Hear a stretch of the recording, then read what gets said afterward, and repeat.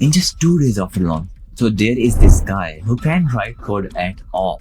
And in March 2025, he goes online and says, I will book my whole app with AI. I didn't write a single line of it. People are paying me for it. And honestly, good for him. It worked and money was coming in. And as long as you're getting the money, everything else doesn't matter, right? Well, just 2 days later, he's back. But this time, story is completely different.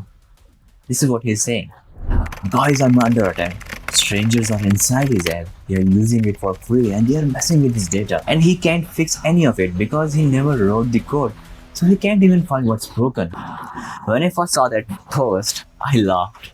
And I am not proud of that. Because we now get a version of this phone call at our studio about once a month. And it's always the same story.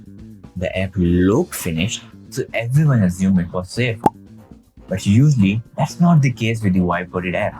But don't worry, by the end of this video, I will show you how to find out about in 10 seconds whether your app is actually safe to use before a stranger finds it for you. And believe me, that's not a good feeling to have. Now I know what you're thinking. Because I would be thinking it too. Yeah, but my app works. I've seen it work. Sure, so did the founders of 1,645 apps, all built with Lovable, the hottest AI app builder of 2025. But in May 2025, this story broke. An engineer named Matt Palmer got curious and checked those apps, and 170 of them were leaking names, emails, and payment details. And the part that actually gets me angry is you don't need to be a hacker to get in. You could basically just ask the AI nicely and it would hand it over to you. And here's the thing, none of those founders did anything wrong. They tested the app the only way they knew. They used them, everything worked, and demo looked great. But the problem with the wipe-coded app is it can look completely finished but still be widely open. And nothing on your screen will tell you which one you have. So now main question is why? Why does this keep happening? It's not that AI writes bad code, right?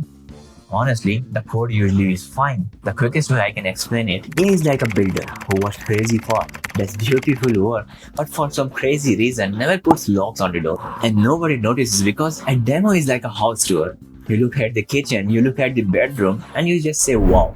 Nobody checks a lock on a house tour, right? At least you don't. But you know who checks them? Burglars.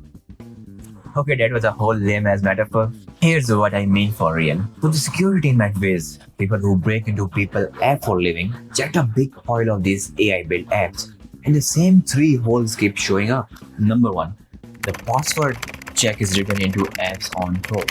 So anyone who can open the page can just read it and walk in. Number 2, the security API keys, the one that costs you literal money for every time you use, are sitting right there in the same code, in the plain sight. And number 3, the database has no lock at all.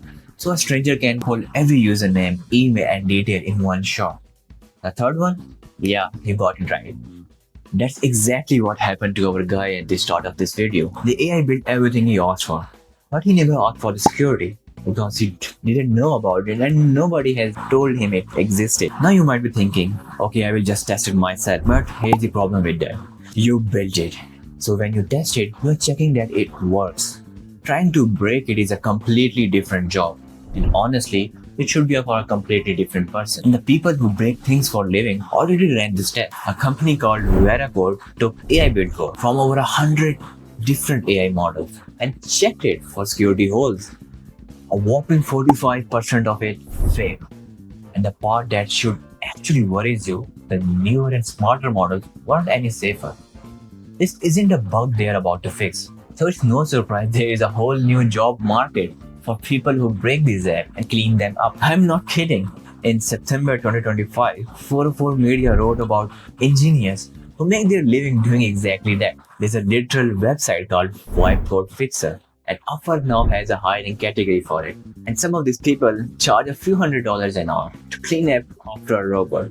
That's a real career now. The future as of 2026 is looking amazing, right? And it's not just tiny weekend projects. Where is the security company, big corporation pay to find holes, found that 1 in